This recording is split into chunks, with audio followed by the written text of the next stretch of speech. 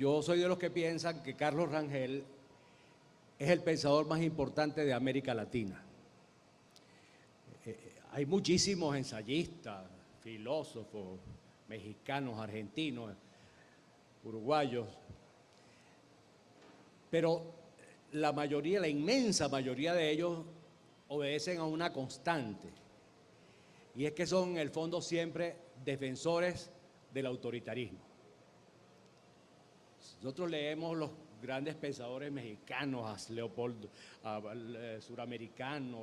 Vasconcelos, Sea, Galeano, Alonso Aguilar, es decir, todos aquellos que intentaron, que se propusieron la enorme tarea de escribir una obra que fuera una explicación de América Latina, una explicación global de los problemas y de las virtudes del continente, veremos que prácticamente todos, salvo del buen salvaje al buen revolucionario, están inficionados por la idea de que los problemas del continente se resuelven solo a través de un régimen autoritario, o bien sea de izquierda, o bien sea de centro-izquierda, o bien sea un déspota bienhechor, o bien sea un gendarme necesario. El único pensador latinoamericano, además de Claudio Vélez, cuyo libro Gothic Fox no tuvo un libro extraordinario, impresionante, profundo, pero no tuvo la profusión del buen salvaje al buen revolucionario, seguramente porque fue escrito en inglés y no conozco ninguna traducción al español. Pero la importancia de Rangel es que no solo rompe con el paradigma oficial del pensamiento latinoamericano, como les decía, expresado en prácticamente todos los tratados que se hicieron para comprender la cultura y los problemas de la región, rompe con ese paradigma, lo que lo coloca en una impresionante y heroica soledad en el pensamiento de la región, sino que al mismo tiempo tiene algo que no es muy común,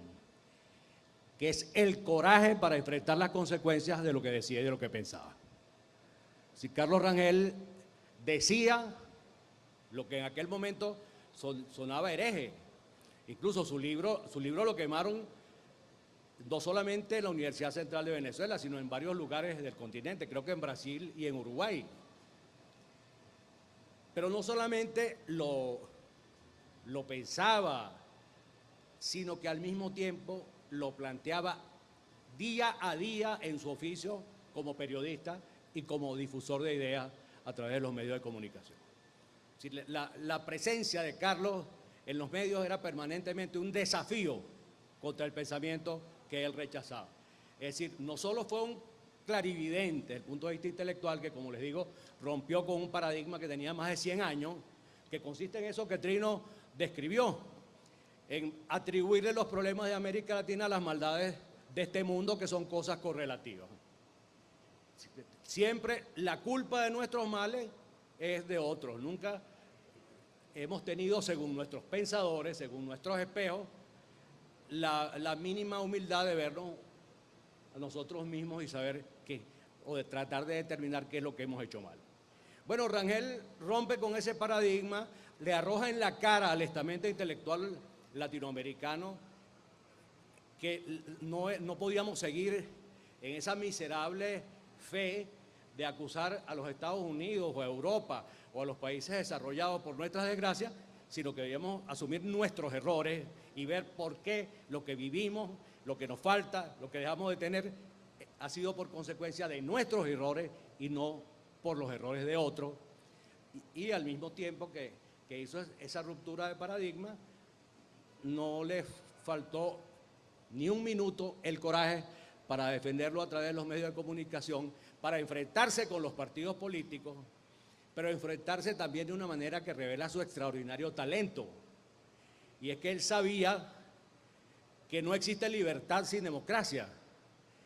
Si la libertad ausente de su concepto concatenado, indisoluble, que es la democracia, es sencillamente una frase. La única manera y los únicos rincones del planeta donde existe libertad es donde existe un sistema democrático representativo. Y que el sistema democrático representativo no existe sin partidos políticos. Es decir, esas alucinaciones que persiguen o que hablan de libertad y odian a los partidos, pues sencillamente son alucinaciones, y lo que históricamente suelen producir es desenlaces trágicos para la democracia, como los que hemos vivido en varios países de nuestro continente. Es decir, Rangel tenía muy clara la asociación estricta, estrecha, inseparable entre libertad, democracia y partidos políticos imperfectos, detestables a veces, dirigentes que no soportan el escrutinio de ninguna academia y a veces ni siquiera un escrutinio, un buen registro de sus cuentas corrientes, pero al fin y al cabo, como una vez me dijo, y es una frase que yo he repetido muchas veces, la he repetido hasta la saciedad, casi que se la he robado, que me dice, los partidos políticos son como los perros de las casas. Hacen ruido, ensucian, sus rincones huelen mal, molestan a los vecinos y a veces muerden a alguien. Pero si usted sacrifica al perro para complacer a quienes se los piden, la casa se le va a llenar de perros de la calle. Bueno, yo creo que no hace falta abundar mucho ni entrar en una conversación de peluquería para saber que efectivamente eso fue lo que ocurrió en Venezuela. Matamos a los perros y se nos llenó la casa de todo lo que había por los alrededores. Ahora bien, el libro de Carlos, bueno, los libros de Carlos, las obras de Carlos, nos permiten entender una condición de la democracia y de la libertad. Y es que nunca la democracia es tranquila, siempre es una fortaleza asediada. Una democracia puede aparecer consolidada hasta que la desconsolidan, y no es que se desconsolida la democracia, es que la desconsolidan sus factores de poder. Sí, porque a veces decimos, bueno, pero ¿por qué se desestabiliza una democracia? No, la democracia no se desestabiliza sola. La democracia la desestabilizan los 5 o 6 factores de poder que son los encargados de vigilar que no entren los perros de la calle. Cuando los factores que cuidan la democracia, los factores de poder, las élites, las diversas élites, se ven sugestionadas o seducidas por una emergencia autoritaria, eticista, que amenaza a perseguir a los corruptos, a los malos, y eso pone a dudar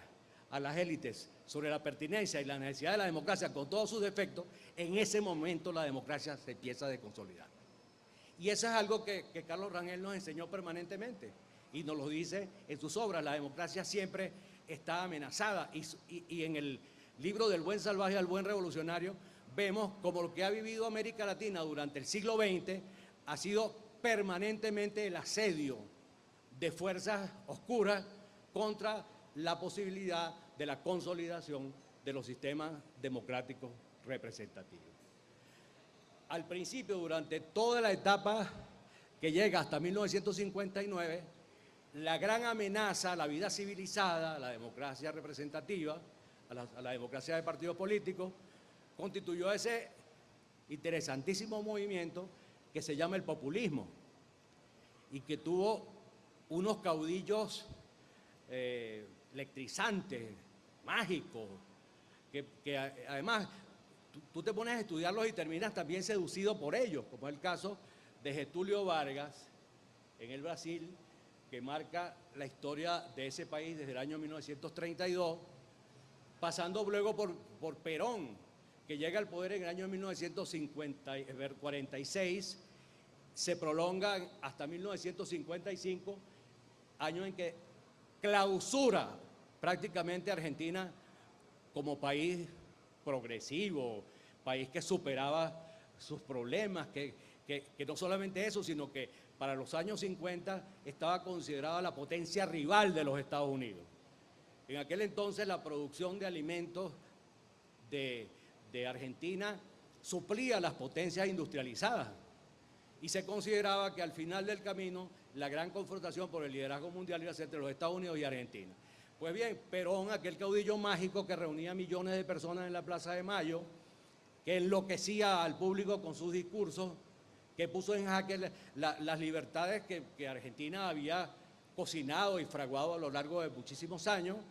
que acabó con la libertad de prensa, que perseguía a los opositores, los encarcelaba y les caía a golpes, les rompía las cabezas. Es decir, ese personaje, junto con Getúlio Vargas, fueron las primeras grandes amenazas a la posibilidad de que América Latina viviera de una manera civilizada y decente en medio de unas instituciones democráticas. En beneficio de Getúlio Vargas, a diferencia de Perón, que era un pragmático estilo Chávez, bueno, cuando vio su fracaso, cuando se dio cuenta que todos los problemas de Brasil habían crecido, habían aumentado con su intervencionismo furioso, con la expropiación de empresas, con la expropiación de medios de producción, con todo lo que hacen siempre los enemigos de la libertad y de la democracia, bueno, tuvo la enorme cortesía de pegarse un tiro. Cosa que ni de lejos hizo Perón, porque Perón acabó con el presente y el futuro de Argentina en el año 1955, se fue a rumbear por Centroamérica, se levantó una bailarina, se casó con ella y volvió a la presidencia. O sea, no dejó nunca de conducir los hilos, a pesar de su estruendoso fracaso, no dejó jamás de conducir los hilos de la política argentina hasta que, bueno, puso no sé cuántos presidentes que todos también fracasaron y luego regresó él a la presidencia y dejó a Isabelita, su mujer, como presidenta que, bueno, produjo como consecuencia